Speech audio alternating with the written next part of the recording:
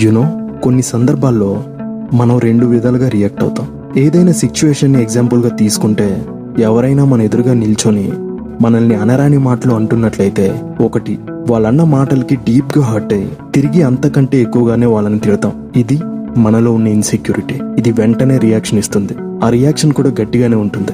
రెండు, వాళ్ళు నిన్ను అన్న మాటలన్నీ కొంచెం ఆలోచిస్తే అది వాళ్ళ ఇన్సెక్యూరిటీ అని అర్థమవుతుంది.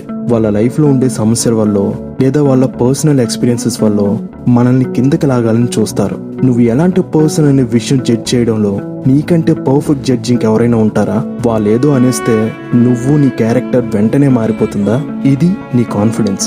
ఇది ఎప్పుడూ నిన్ను సైలెంట్ గానే ఉంచుతుంది. ఎప్పుడైతే మనలో కాన్ఫిడెన్స్ పోతుందో, మనలో అభద్రతా భావాలు పెరిగిపోతాయో, అప్పుడు ఎదుటి వారిని కిందకి లాగి మనల్ని మనం పైకి లేచి ఏదో సాధించామన్నట్లు ఫీల్ అయిపోతాం.